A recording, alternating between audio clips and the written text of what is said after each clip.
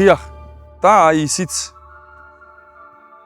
არსება, რომლის შეგრძნებაც აბსოლუტურად ცვლის ყველა ავტომოყვარულის ესე რომ ვთქვათ, ემოციებს, ნამდვილ სახიფათო ავტომობილს უყურებთ. ეხლა თქვენ არ ვიცი, ამ ავტომობილზე ძალიან ბევრმა ადამიანმა ისაუბრა და ყოველთვის ვიცოდი, რომ იქნებოდა ძალზედ განსაკუთრებული. ისეთი როგორც ყველა ტრეკის მონსტრი არის. დღეს ჩვენ შემთხვევაში ფიქრობ, რომ ის Mercedes-ი ვნახეთ, რომელიც არასოდეს არავის არ უნახავს და თუ ამ ავტომობილზე ამ ვდახართ, ძალიან ბევრი გაქვს გამოტოვებული. შეგრძნება ამ ორ შორის როგორი სხვაობაა, მაგას ვიდეოში აუცილებლად ნახავთ, ხოლო სანამ მაგას ვიდეოში ნახავთ, აუცილებლად ჩამოსხვალეთ და დაგვასაბსქრაიბეთ, დაგვილაიქეთ, არხი, კომენტარები დაგვიწერეთ. მე შეპირებულს ყოველთვის ვასრულებ, ჩვენ უკან ხედავთ იმ ვიდეოს, რომელიც ჩვენ დიდი ხნის წინ შეგვიძლია. Can't you hear the bird? That's the money machine. Big stacks break off the whole team when you hear the bird. That's the money machine. Big name, all caps, long paper, tall green. Can't you hear the bird? That's the money machine. Big stacks break off the whole team when you hear the bird. თქვენ აქვს ხედავთ ეს რა მაგარი სტუმარი ყავს. ეს არის 20-20 წლის AMG GT-არი. ფიქრობ თუ არსებობს ტრეკის მონსტრი, ეს აუცილებლად ტრეკის მონსტრია და თუ არსებობს ერთეულები, რომლებიც ტრეკზე აკეთებენ იმას, რასაც ვერ აკეთებს ვერავინ, ეს ავტომობილი ზუსტად ეგ არის. ძალიან დიდი სხვაობაა ამ ორ ავტომობილს შორის, რომელიც ამ წამს გვერდიგვერდ დგას და აი აბსოლუტური ცადა დედამიწა, ვერც კი წარმოიდგენთ ვინც არ მჯდარა რომელიმეზე მაინც, თუნდაც არა GTS-ზე ან GT-R-ზე, უბრალოდ აი ყველაზე ბაზოვი ეგრეთ წოდებულ GT-ზეც კი ვერ წარმოიდგენთ ამ ორ ავტომობილს შორის სხვაობას. სანამ კონკრეტულად შედარებაზე გადავალთ, მე მინდა რომ აუცილებლად ამ ავტომობილის აბსოლუტურად ყველაფერი ვახსენო რა. ბევრი ადამიანი იტყვის, თუ ესე ძალიან გიყვარს, თუ ესე ძალიან მოგწონს, რატომ არ იყიდე პირდაპირ ეს? იქიდან გამომდინარე, რომ ყველა ვარიანტში აი 101%-ით მომიწევდა მეორადის ყიდვა და არ მინდოდა რომ მეყიდა ავტომობილი, რომელიც შესაძლებელი იყო ვიღაც დადუღებული იყო და მინდოდა რომ მთელი ავტომობილი 0 კილომეტრიდან მოყოლებული ჩემ ხელში ყოფილიყო, შესაბამისად გადავწყვიტეთ ჩვენი ესის ყიდვა, ახალი GTS-ის. ხოლო რაც შეეხება ჩვენი ძმის ლომას GT-R-ს, ჩემი აზრით საუკეთესო სპეკია. აი ესე ვიტყვი ადვილად. მხოლოდ და ესეც იმის მერე რაც ჩემ GTS-ის დისკები ვნახე, მხოლოდ ფერს შევცვლიდი ალბათ დისკებისას. ეგეც ამ დისკებს დავაყენებდი სავარაუდოდ უბრალოდ იმ ფერში, ეს ეგრეთ წოდებული მოოქროს, მობრონზო ფერი ძალიან მომწონს. დანარჩენი ეს მონსტრი ხელშეუხებელია. გახსოვთ დაახლოებით 1-4 ვიდეოს წინ, შეიძლება 5 ვიდეოს წინაც, როდესაც GT გადავიღეთ ჩვენი, მან ვიძახდი, რომ აუცილებლად, აი და დარწმუნებული ვარ, მეთქი იქნება მომენტი, როდესაც გადავიღებთ ავტომობილს, რომელიც იქნება ძალიან ახლოს 9-დან. ხო, 10-დან 9-ქულასთან ჩვენ ძალიან სტროგად უწერთ, იცით და ჩემი ავტომობილის ესე ვთქვათ ციფრიც გახსოვთ, შეფასებაც ეს იყო 8.6 და მე ვფიქრობ, ეს არის მათთვის, ვინც ამაზე ფიქრობს და ძალიან კრიტიკულები და ობიექტურები უნდა ვიყოთ ამ შემთხვევაში, თორე ჩემთვის 9-ზე მეტია ის ავტომობილი, სიმართლე თუ გინდა გითხრათ, ხოლო აქ, აი ჩემ გვერდით, აი ლამას რო უყურებთ. აი ეს არის პირველი 9-იანი ავტომობილი ჩვენი არხის. აბსოლუტური 9-იანი. აი აბსოლუტური 9-იანი. ხელშეუხებელია. აი ეგ 9-იანი ისეთი მტკიცეა, რომ მეტის დაწერა შეიძლება, მაგრამ კიდევ ერთხელ გავმარტავრად ძალიან კრიტიკული ვარ. და აი აბსოლუტურად ყველა დეტალს, რომელსაც დღეს გავუყვებით და განახებთ, მიხვდებით რას რატომ აკლდება ქულა. ეგეც იმიტომ, რომ თქვენ როდესაც უყურებთ ჩვენ ვიდეოს, არა მარტო სიამოვნება მიიღოთ, იქ ჩაჭერა ნახოთ თუ გასართობი მომენტები ნახოთ, არამედ ისიც იცოდეთ, რომ ჩვენ ყოველთვის ისევ ტესტავთ ავტომობილებს, რომ თქვენ შეგეძლებათ ინფორმაციის მიღება, თქვენ შეგეძლებათ ცოდნა იმის, თუ აქ რა ხდება.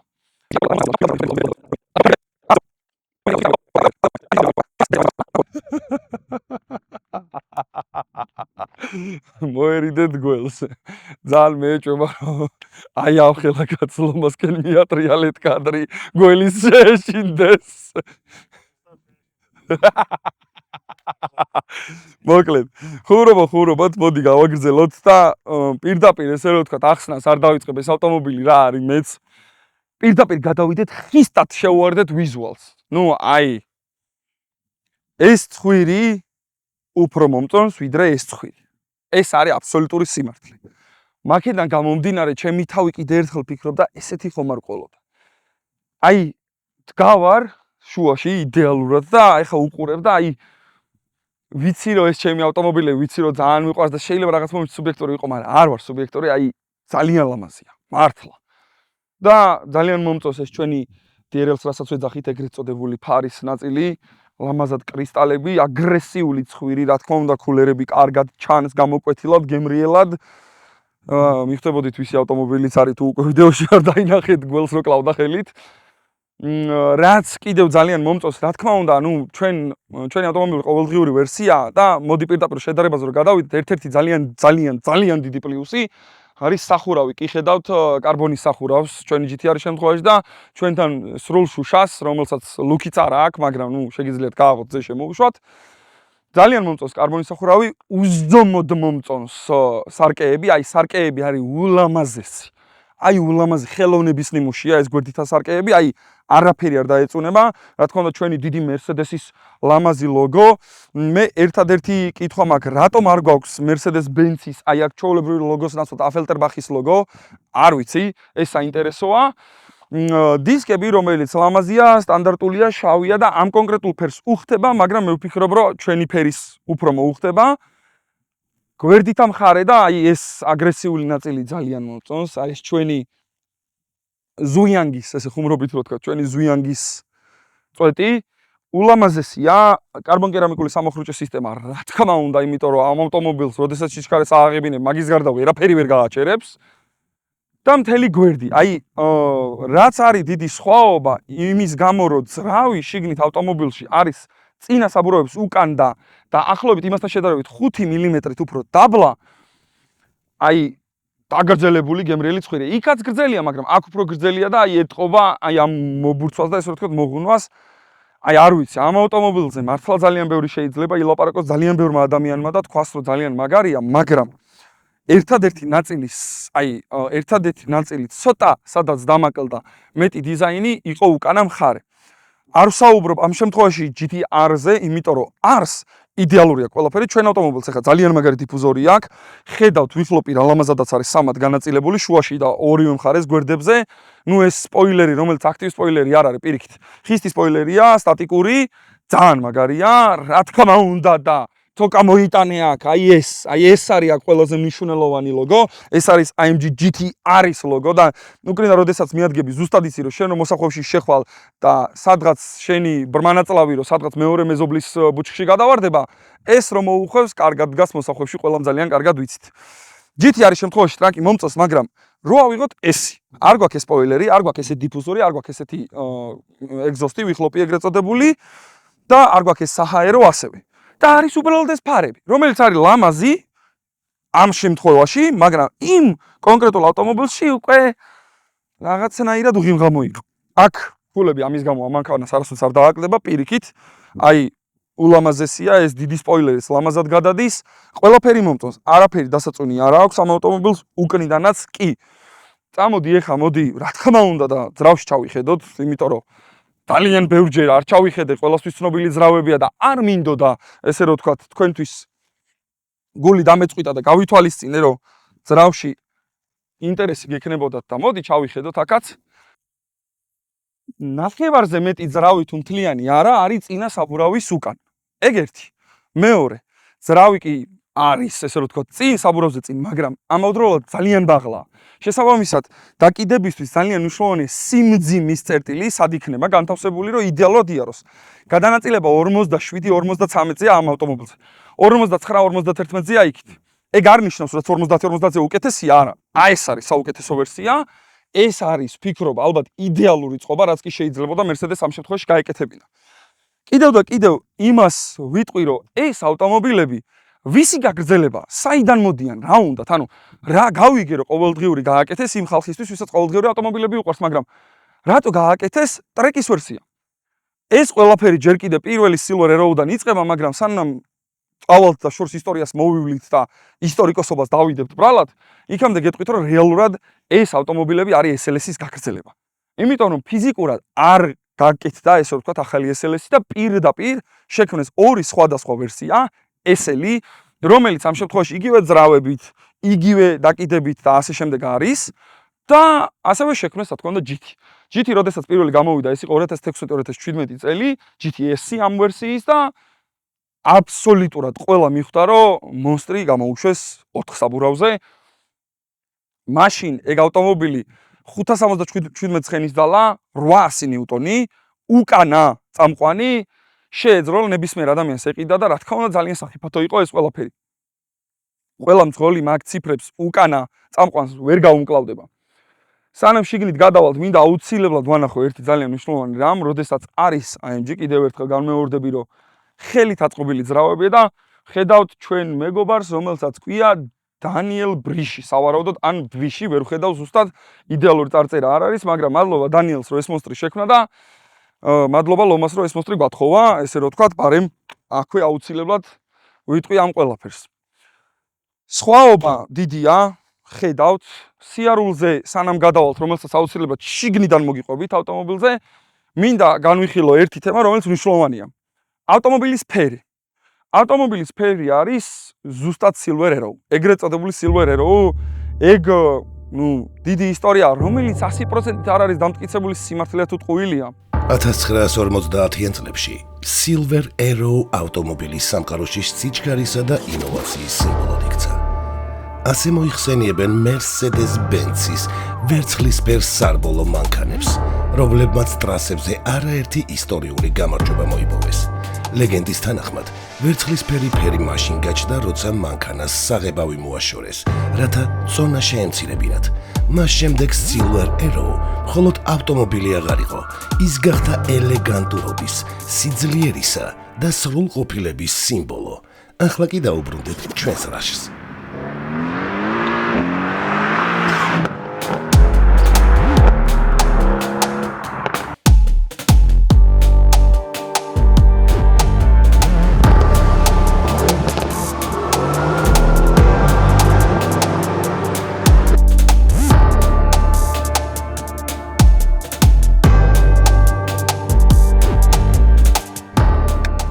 და ისიც ნანატრი დღე, რომელიც დადგა ჩემთვის საბოლოოდ, ვიცი, აქამდე მჯდარ ვარ, მაგრამ არა ასე, როგორც დღეს და ასე თამამად და მადლობა გიოს კიდე ერთხელ, რომ ამ ავტომობილის მართვის საშუალება მოგცა. ვფიქრობ, ეს ავტომობილი ჩვენ GT-სთან განსხვავებით, ჩვენი არხის GT-სთან განსხვავებით, ბევრად უფრო ბრუტალურია, როგორც გარედან, ასევე შიგნიდან ყველაფერი იმჩნევა, რომ მაგარი პატარა Godzilla არის რა, ეს Silver Arrow არ არის უბრალოდ, ეს არის Godzilla, რომელიც მომართულია იმისთვის, რომ როგორც ტრეკზე იარო გიჟივით, ისე თუ გაგიხარდება ტრეკშენის, აი ეს, იგი ანახე, აი ეს ლამაზი ღილაკი, გადაატრელო, გამოურთო ტრეკშენი და გაუყარო და არ დააყოვნო იმდენი იბუქსაო და ისე მაგრად. მოდი პირველი ემოციები დავიწყოთ, ესე რომ ვთქვათ, არ ვიტყვი ვინ რაში ჯობია, ანუ ჩემი მანქანა ამასაც ჯობია, მაინც არ არის ესე მთლად პირდაპირ შესაძლებელი. მხოლოდ ვიტყვი იმას, რომ ცოტა უფრო თხელია, სავარაუდოდ ალკანტარა რო გაწვდა კიდევ უფრო დათხელდა. ესე რომ ვთქვათ, ჩვენი საჭე ამას ლომა ალბათ განაახლებს, ძალიან მომწონს სიშავეები. აი ეს სიშავეები, რაც ჩემთან ნაცრისფერი არის, ასევე pedal shift-ი, მისი სიშავეები ძალიან მომწონს. ჩემთან ეგეც ასევე ნაცრისფერია და ფორმაც უფრო მეტად მომწონს ვიდრე ჩემის, მაგრამ შესაძლებელია კარბონიც რომ ნახო, ჩემი უფრო მომეწონას, არ არის გამორიცხული. ღილაკები ფიზიკური, ყველაფერი აბსოლუტურად ძალიან კარგი, აქაც როგორც ჩვენთან AMG Dynamics-ის მოცურების ნაწილობრივი გათიშვის სისტემაც აქ გვაქვს. შესაბამისად აქ გვაქვს კიდევ ეს.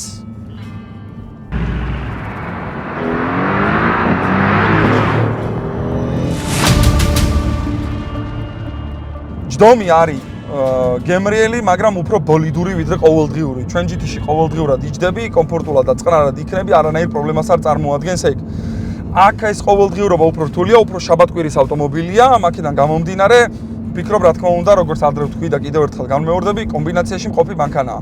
როგორც ეს, ისევე ჩვენი GT-ც. რაც ყოველთვის მე არ მომწონდა, ეს იყო ბარის სიმაღლე, აი ნახეთ, ეხლა ვზივარ მაქსიმალურად დაბლა, როგორც მიყვარს მე ჯდომი, ზურგი გასწორებული მეტნაკლებად და აი ეს მაქვს, აი ეს. რაც ჩემ GT-ში არ მაქვს, პირდაპირ ვდება, აი ცოტა ეს მირტყმა მომენტებში მოქმედებს სამწუხაროდ ცუდად. ამ ბარზე გვაქვს აბსოლუტურად ყველაფერი აღჭურვილი ელემენტარული კონტროლებიდან სპორტული კონტროლები, რა თქმა უნდა, ჩვენი AMG Dynamics-ი, როგორც თვითონ გადაცემის კოლოფი, ყველაფერი აბსოლუტურად, ანუ აი ყველაფერი აქ ხდება. აქ უკვე არის ფიზიკური კონტროლი კლიმატის, რაც ძალიან მაგარია, ჩვენი სტარტ-სტოპ ღილაკი, ლამაზი ესე რომ ვთქვათ, საჰაეროები ვენტილაციის, რომელიც შავია და მომწონს. სისტემა პლანშეტის და დღევანდელობისთვის ცოტა დაწოლდა, მაგრამ ბოლიდში არ ვეძებ რაღაც სასწაულ სისტემას, არა უშავს. განახლებადია, გაკეთებადია, პრობლემას არ წარმოადგენს. ვფიქრობ, ახალი GT-R ჩვენი კუზაუსი გამოვა თუ სულ ახალს გამოიგონებენ, უფრო დახვეწილი იქნება მაგ ასპექტში, მაგრამ ვფიქრობ, უფრო გაჩუმებულიც იქნება, რაც არ მსიამოვნებს.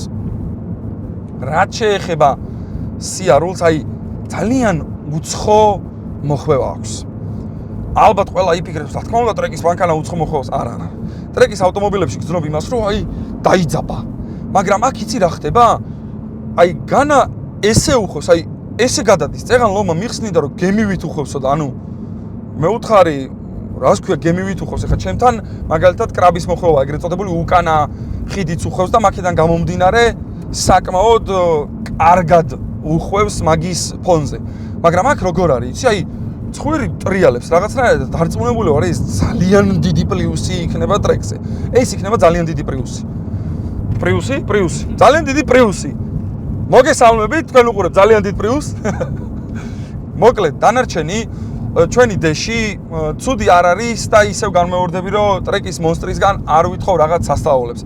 საუნდ სისტემა, რა თქმა უნდა, ბურმაისტერის საუნდ სისტემა, რომელიც ფანტასტიკურია და რას გრძნობს დიდი ბოდიშის მოხდით სამწუხაროდ პირდაპირ უნდა ვთქვა, რასაც გულისხმობ ხოლმე გრძნობაში და რას გრძნობს ჩემი ტრაკი. იმას გრძნობს, რომ მაგარი ხისტია, სულ ფეხებზე კიდია, გეტკინება თუ არ გეტკინება, რომ გადაივლი, თავარი მისი მამოძრავებელი არის შედეგი, რა შედეგი? ის შედეგი, რომ როდესაც ამ ავტომობილს აი ეს გააცოფებ, ეს იმას ნიშნავს, რომ ამ ავტომობილმა ამ სპორტული თვალსაზრისით უნდა მოგანიჭოს მაქსიმალური სიამოვნება. პიკი აბსოლუტურად სიამოვნების და ვინმეს არ ეგონოს ეს თავიანთი 911. ძალიან ადულად შეგვიძლია 911-ის დაჩაგვრა, უბრალოდ ჩვენ Mercedes-ის ფანები მეტად უფრო წყნარად და მშვიდად გვიყვარს სიარული, ვიდრე 911-ის გიშფანებს, მაგრამ ეს რა თქმა უნდა ხუმრობით, ეს რაღაცნაირად თავს ვიმართლებ, იმიტომ რომ ვიცით, რომ GT3 RS უფრო სწრაფია, მაგრამ რა თქმა უნდა ჩვენ ავტომობილსაც ყავს Plexer-ია და შეგვიძლიათ ვიდაოთ დილიდან საღამომდე თუ რომელი ავტომობილი უფრო სწრაფია, იმიტომ რომ რა თქმა უნდა საჭესთან სხვა ადამიანი იჯდება დღის ბოლოს. 3.6 წამი 0-100, რაც ცუდი არ არის, იმიტომ რომ ეს არის ტრეკ კარი და არა დრეგ კარი. ანუ სწორზე 402 მეტრზე არ გვაქვს იმის მოლოდინი, რომ ამანქანა უნდა დაანგრიოს. ყველა ჩვენ გვაქვს მოლოდინი, რომ ტრეკზე როდესაც შევარდება, დაიპყრობს და დაბრუნდება. ეხლა ნახეთ. რატომ უნდა გაეკეთებინა ეს ავტომობილი ესე სწრაფად, როგორც გამოვიდა GTS-ი უკვე 3 წელიწადში მზად გქონდა ჩვენ, ანუ ეს თაობა GTS-ი როდესაც გამოვიდა 2016 წელს, 2019 წელს უკვე პირველი ვერსია არსებობდა, რატომ ასე სწრაფად? იმიტომ რომ ზოგადად ჩემპიონატებისთვის, GT3 Cup-ისთვის, Nürburgringისთვის ესეთი მნიშვნელოვანი ტრეკებისა და ჩემპიონატებისთვის ამზადებენ ამ ავტომობილებს და პირდაპირ ქარხნიდან უშვებენ უკვე მონსტრებს, რომელიც მზადდება. მე შესაბამისად ველოდებოდი ჩემი ავტომობილის ყიდვის შემდეგ, რომ აი გამოვა ეხა სავარაუდოდ ჩემის და თუ ბევრად მაგარი იყო, შესაძლებელია ისიც ვიყიდო. სავარაუდოდ არ ვიყიდი, რომც გამოვიდეს, იმიტომ რომ ჩვენ უკვე ვნახეთ გავრცელებული ფოტოები და ამოვანათებთ ამ ფოტოებს.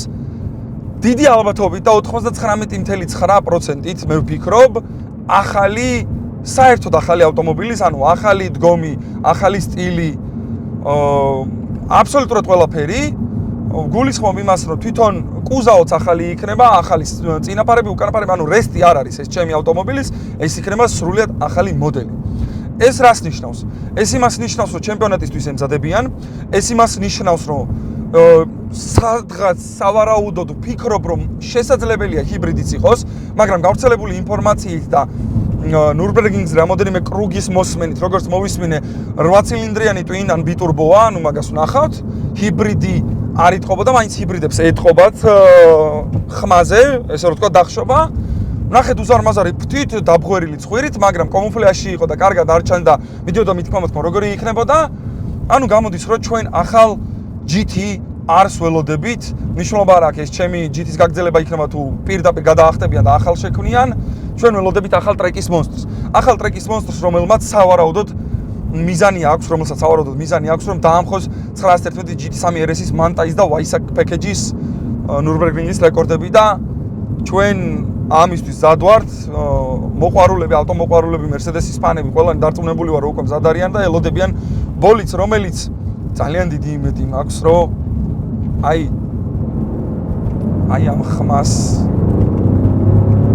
და ამ ემოციას მოგვანიჭებს და არა დაგვიკარგავს.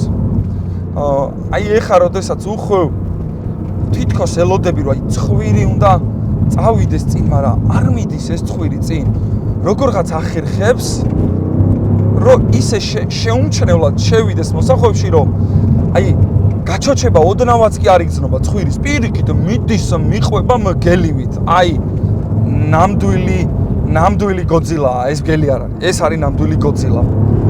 ეს არის გოძილა. ამ GTR-ს უნდა ერქვას გოძილა და არა Skyline GTR-ს. გავიგე რომ ნუ იაპონელებმა, აზიელებმა დაარქვეს გასაგებია, მაგრამ აი ეს არის გოძილა. აი ეს არის GTR-ი. Nissan Skyline GTR-ის ფანები ალბათ ეხლა უკვე კომენტარებში მომზადებულები ხართ, მაგრამ ეს ჩემი აზრია, მეგობრებო, თქვენ შეიძლება რომ სხვა აზრიც გქონდეთ. ერთადერთი რაც შემიძლია დავამატო, სამომავლო გეგმები რა გვექნება ამ ავტომობილთან დაკავშირებით. სამომავლო გეგმები ასეთია, ჩვენ ეს ავტომობილი ჩვენ GT-ს უნდა დავუყენოთ, წავიყვანოთ ტრეკზე.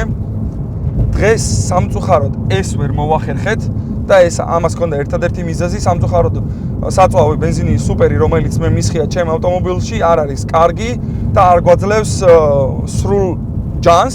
აქედან გამომდინარე მედალომა შევთანხმდით, რომ მომავალში და ძალიან მალე ჩვენ აუცილებლად გავიყვანთ ჩვენ ორივე ავტომობილს, დავაყენებთ ორივე ავტომობილს, აუცილებლად 1,000,000% დავაყენებთ ჩვენ რუსთავის ტრეკზე, გადავიღებთ როგორც ადგილიდან, ისე როლს, ტრაკს და ასევე ტრეკის დროებსაც დავნიშნავთ ცალ-ცალკე თუ ერთად. ახლა კი, ვინც ამ ანონს ელოდებოდით და ელოდებოდით მომავალ ვიდეოს, ერთადერთს გეტყვით, რომ თუ ამ ვიდეოს ყურება გინდათ, ჩასკროლეთ დაბლა, გამოიწერეთ ჩვენი არხი, გადადით არხზე დაათვალიერეთ ჩვენი სხვა ტესტ-დრაივებით, რომელიც ძალიან საინტერესო ტესტ-დრაივები გვაქვს, დალაიქეთ ვიდეო თუ მოგეწონათ და დაგვიწერეთ კომენტარებში თქვენი აზრები. ის რომ განსხვავებული აზრი გაქვთ, არ ნიშნავს რომ არასწორი აზრია. ეს თქვენი აზრია და ისევ და ისევ განვიხილოთ ერთად. მადლობა ყურებისთვის. ეს Rush Drive იყო, მე გიორგი ქავთარაძე ვარ. კარგად ბრძანდებოდეთ.